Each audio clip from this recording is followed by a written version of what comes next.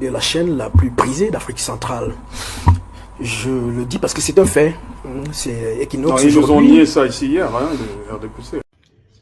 Lorsque David Eboutou traitait Equinox comme la meilleure chaîne en Afrique centrale, c'était au lendemain de l'élection de la 10e législature, donc Cabral Duby et les autres font partie. Écoutez minutieusement l'homme. Les indiscrétions disent d'ailleurs qu'il fut analyste politique, chroniqueur à Equinox, bien avant Aristide Mono. Écoutez-le.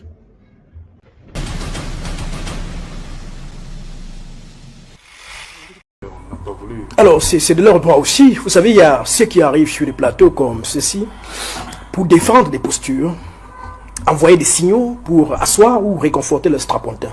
J'ai bien perçu ça dans la posture de l'un de vos invités hier, qui a trouvé comme ça une entourloupe dans une question que vous lui avez posée pour passer un message au directeur général de la CNPS. Il n'y avait aucune question qui était en rapport avec cette structure-là, mais il a trouvé une entourloupe par un jeu de ping-pong et s'est retrouvé là. Et donc, on a bien compris qu'il venait passer un message qu'on peut dire pensez à moi, voyez le boulot que j'abats sur une chaîne dont on dit acquise à l'opposition. Alors, au niveau du partage des strapontins, sachez que je suis là. Ce que je veux dire, et je rejoins entièrement les propos d'Aristide Mono tout à l'heure, c'est que malheureusement, notre société inquiète, le Cameroun inquiète de plus en plus. Il y a manifestement des groupuscules d'individus qui veulent nous enfoncer dans un manichéisme abject. Soit vous êtes de gauche, ou alors de droite. Si vous êtes de gauche, on vous accuse de ne pas être de droite. Soit vous êtes de droite, on vous accuse de ne pas être de gauche. On n'a même pas des positions centristes. Si vous adoptez des postures centristes, alors on vous accuse d'être proche de la gauche ou bien proche d'une autre posture. Et donc, ça fait donc qu'on a aujourd'hui une société totalement divisée où des néo-patriotes sont sortis de nulle part. Et parfois, parmi ces néo-patriotes-là, parce qu'on se connaît bien, il y a des gens qui ont encore profondé le régime en place et qui aujourd'hui, par des circonstances de retournement de situations bizarres, en sont à vomir sur les plats qui les ont nourris hier. Et c'est triste tout ça. Quand vous voyez ça, vous vous dites on est foutu. Et de là, vous voyez ces gens qui s'adonnent à huer et à dire avec autant d'énergie, à dire des choses qui ne tiennent pas, mais simplement, à mon avis, comme je le disais en prologue, parce qu'ils veulent simplement envoyer des messages. Ce que je veux dire, c'est que les gens ne se rendent pas compte à quel point le Cameroun aujourd'hui traverse une situation extrêmement sensible. Extrêmement sensible dans la mesure où nous tous, et je l'imagine très bien, on n'a qu'un seul patrimoine commun qu'est le Cameroun. Quelqu'un le disait, je crois que c'est Aman Mana dans sa sortie, son droit de réponse au ministre de l'administration territoriale, il disait, ce qui est sûr, c'est que les gens que vous défendez aujourd'hui, dont vous pensez adouber les thèses, les sorties et Téchéra aujourd'hui, passeront. Les autorités actuelles, toutes passeront. Mais il y a une chose qui est certaine, il y a quelque chose qui restera, c'est le Cameroun. Nous avons le Cameroun en partage. Et donc, on ne peut donc pas croire ou prétendre qu'on a le monopole du patriotisme, qu'on enseignerait comme ça ou qu'on distribuerait aux autres comme des billes en pensant que nous, on a le meilleur des patriotismes. Ce que je veux dire, c'est que la critique, pour la critique peut être quelque chose de vaine. Mais il me semble que chaque fois qu'on émet des avis contraires ou différents ici, on les accompagne de propositions. Un exemple. Pendant des semaines entières, nous avons parlé des événements de Ngarbou. Il me semble que nous autres, sur les mêmes plateaux ici, nous avons non seulement salué la nouvelle posture du gouvernement aujourd'hui qui communique de plus en plus, mais qui en même temps fait un peu dans un confusionnisme qui peut en même temps les amener à se mêler les pédales de manière à donner du grand moudre au camp d'en face pour les critiquer. Un exemple sur le même cas de Ngarbou. Sur la sortie gouvernementale, nous avons reçu pas moins de 5 communiqués. Oui, 5 communiqués qui, à la différence près, disaient le contraire de ce que l'autre avait dit. Nous avons d'abord eu la sortie du chef de division de la communication du ministère de la Défense. Quelques heures plus tard, cette sortie a été suivie par la sortie du ministre de la Défense lui-même. Et il y avait déjà quelques fissures de défense, comment dire, quelques fissures de différence qu'on pouvait entrevoir.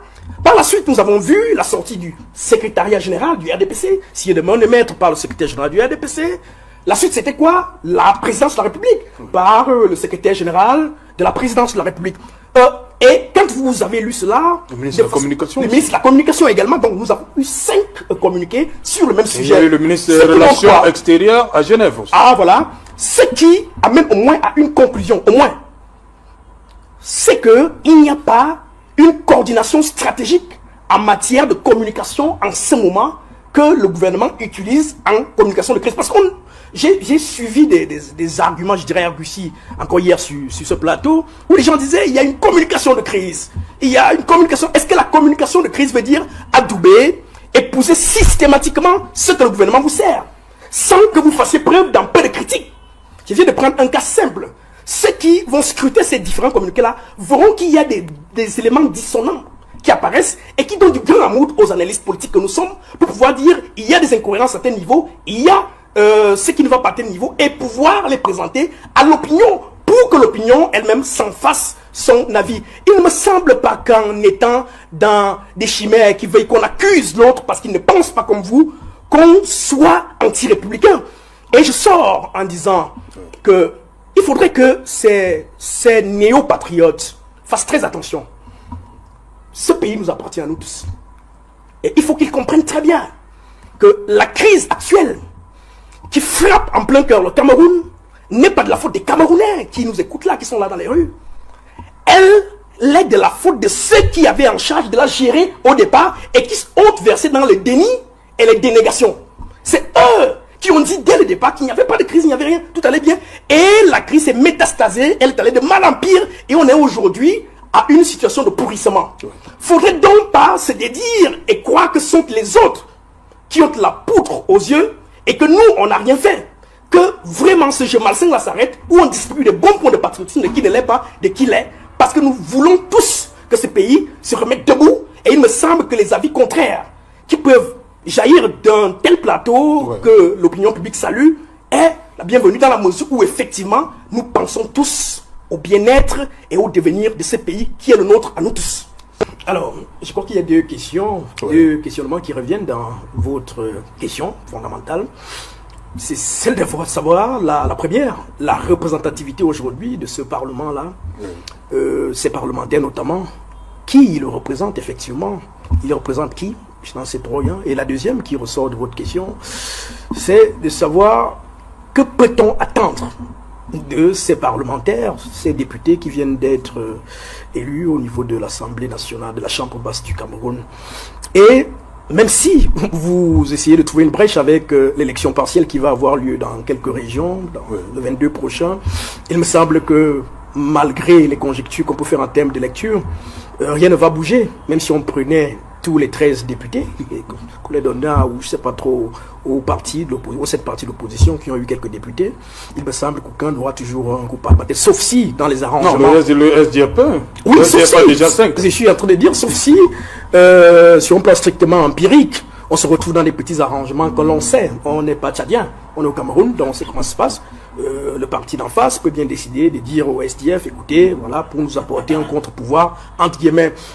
Donc, la question reste là, c'est pourquoi aujourd'hui on en est véritablement à être en face d'une structure aussi importante comme celle-là et qui dans le fond ne représente rien. C'est-à-dire que, regardez, depuis le lancement de cette 10e législature, on n'en parle pas. Les citoyens vaquent normalement leurs occupations, c'est à peine si un citoyen lambda peut vous dire qu'il attend quelque chose de cette 10e législature, simplement parce qu'il y a comme une lourdeur dans l'esprit des masses, depuis même le lancement de la campagne, ou même de la campagne électorale, il y a comme un détachement, une lassitude qui a frappé systématiquement les Camerounais et qui se mettent systématiquement à l'écart de la chose politique. Et cette mise à l'écart des Camerounais de la chose politique a une raison. C'est qu'ils ont tellement été déçus par le process qui encadre ou qui entoure l'élection, les élections chez nous. Et beaucoup en sont arrivés à se dire, qu'est-ce qu'on y va faire finalement, puisque y aller ou ne pas y aller, il y aura le même impact. Et ça fait donc que l'impact est tout de suite ressenti au niveau de l'opinion, au niveau des masses, qui ne se sentent pas concernés de ce qui se passe d'un point de vue institutionnel et structurel. Ils se disent, ça ne nous engage pas. Et je trouve ça extrêmement grave. C'est des choses, peut-être pas d'un point de vue sémiotique, qui devraient amener les autorités d'un pays comme celui-ci à s'arrêter et à repenser effectivement tout ce qui encadre en termes de mécanique notre système électoral. Parce que dans le fond, et Mono commençait à rappeler les missions de nos parlementaires tout à l'heure. C'est deux missions que même un bébé peut vous donner. Contrôler l'action du gouvernement et puis voter les lois. Alors, si nous restons simplement dans ce confinement-là, c'est-à-dire contrôler l'action du gouvernement et voter les lois, qui là-bas, ça va se passer comment?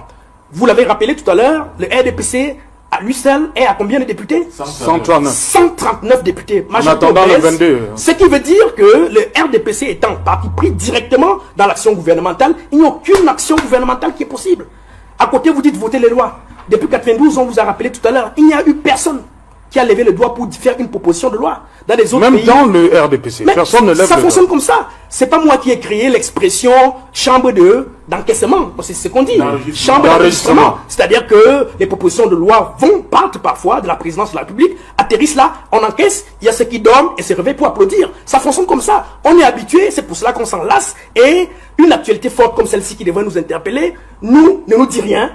C'est à peine si effectivement on se sent concerné, simplement parce que en face, le pouvoir en place a réussi systématiquement à créer un process, une mécanique subtile qui a fini de décourager, je dis systématiquement décourager toute petite velléité d'engouement démocratique que n'importe quel Camerounais lambda peut avoir vis-à-vis de la chose politique de son pays. Ils ont réussi, et ça c'est ingénieux ça. C'est-à-dire que vraiment quand M. Biya ne sera plus là et qu'il nous laissera ses mémoires, il devra un peu nous dire comment il s'en est pris. C'est de la haute intelligence politique. Je n'en reviens pas. C'est-à-dire réussir à tuer tout un peuple, à le rendre végétatif. C'est-à-dire qu'on ne vit plus. Aujourd'hui on végète.